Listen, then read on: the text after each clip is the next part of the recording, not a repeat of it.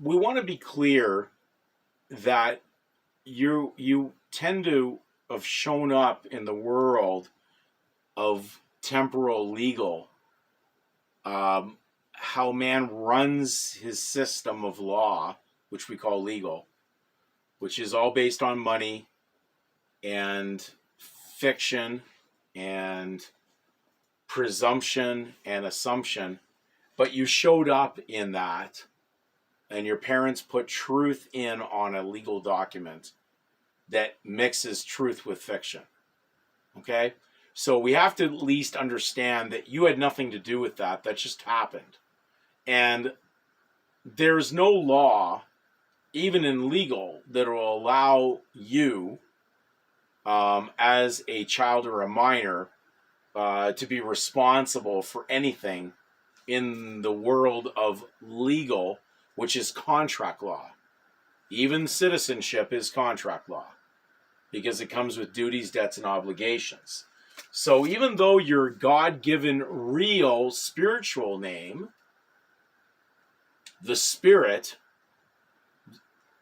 basically showed up on this document, the surname is the legal title that is being, at least in assumption, being claimed or presumed to be what's going on. And of course, they frame, at least in the Ontario record, they frame this incident, but there's no way a child could be trespassing or involved in this. I go over these things over and over and over because I don't think at times it's reaching through to the heart. It may got partially into the mind, but it's not reaching the moral condition of the heart. That's the knowledge of God. That's what he gave you. You're not an animal. You're not a legal fiction. You have a conscience, the knowledge of God, to know the difference between right and wrong. This document begins the journey between right and wrong, between what is truth versus what is fiction. So, when we go and look at the terms assume, assumption, unassuming, pretend, pretension, they all lead together in some connection so you can comprehend where the journey goes. Some of this is dealing with the fiction, the legal surname. The other is dealing with truth when we go through the unassuming part. You want to be unassuming, okay, in the spiritual realm of God, because God's people are unassuming. They are there for the naked truth. We're going to get to this in a second, but I'm going to read you the word assumption in law. The act of conceding or taking for granted. Now remember, there's many legal grants that come to someone, even if they're applying for a legal grant from the state, but they come with duties, debts, and obligations. They're not free money. There's nothing free in the money world. It comes with indebtedness to the one who's providing it with certain terms and conditions for its use, just as the use of the surname comes with duties, debts, and obligations. It was not free, as we already have established under its definition in law, that the surname, which comes from cognomen, agnomen, means a debt or a debtor in Black's Fourth under the definition of name. Go to it and follow the trail. You will see what I'm talking about. You have to look in the eyes of the legal to see how you're being viewed when you participate in legal. Do not ask the legal to view you in the spiritual when you're assuming a legal title. So we go further on this. It says a synonym, of course, is inference, probability, and presumptuous. So we're going to go to basically presumptuousness leads to pretentious, because it is the opposite of not assuming, because unassuming means not pretentious. So it says, see the word pretend. Interestingly, these words are very simple for you to follow the pattern and what's there.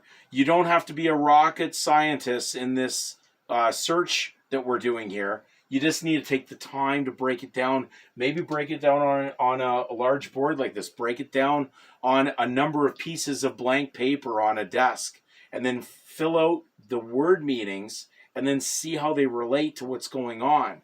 Because you'll understand it.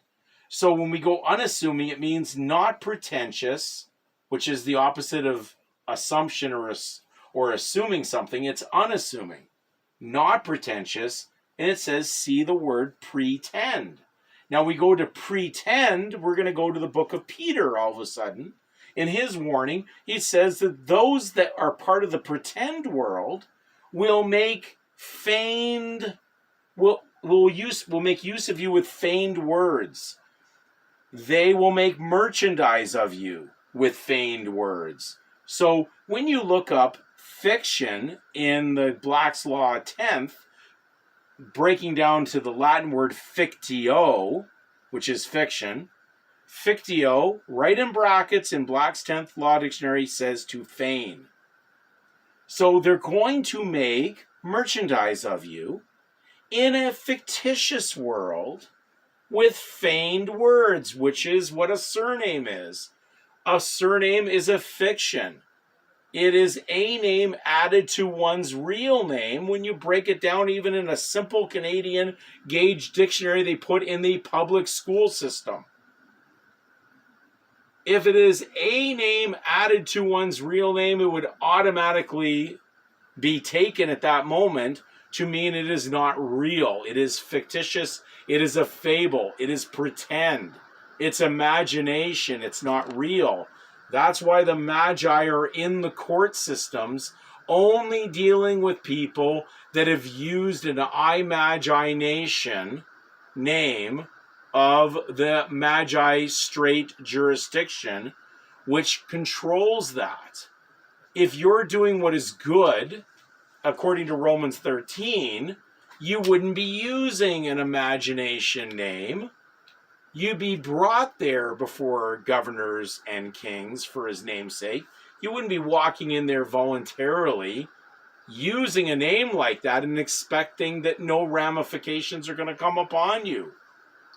If you're speaking in fiction or a lie, expect the sword of evil to work against you according to what Paul spoke about in Romans 13. Not like these fake Christian organizations today that are telling people that scripture at Romans 13 means they can play a fiction with no results against them. That makes no sense. If you're playing in the fiction, then you're lying. That's not what Romans 13 said. When it said be subject to them, you'd let them know who you are and who you're not.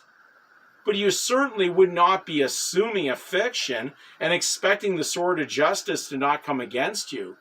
It says do what is good and receive courtesy, because the world of legal does not understand truth when you're using fiction. It only sees the fiction, and therefore it bears the sword of justice against you. Do what is good, you receive courtesy. Courtesy and favor is grace. It's not a right. It is a courtesy of them recognizing the supremacy of God in that courtroom. So now when we go to, again, we're going to go over the word pretend, to feign, to simulate, to hold out as real, which is false or baseless. Pretension. The claim made to a thing, they're talking about a legal thing, this is out of Black's Law, under pretension. The claim made to a thing which a party believes himself entitled to demand, but which is not admitted or adjudged to be his. Are you coveting? Are you in violation of one of the 10 Commandments? Thou shalt not covet. Thou shalt not bear false witness. Thou shalt not steal. How many things could I go into? You're basically using something or claiming something that's not yours. And then you're asking for remedy. It's an oxymoron. It's ridiculous. And there's people that I speak with that want me to do seminars to help them continue in the wrong and benefit from it further, claiming a little bit of this and a little bit of that they've been violated under supposed human rights, which is another term that's a fiction of a man or a woman. It's a human, a colorable man, a monster who cannot inherit, has no covenant with God, is not part of reality, is just part of evil, part of indebtedness. We better wake up, brothers and sisters. There's not much time on your side right now. I'm not going to tickle your ears with flowery words. I'm not going to tell you that something that is false is true because it benefits you in the moment while you've held property that way. How much is your life worth?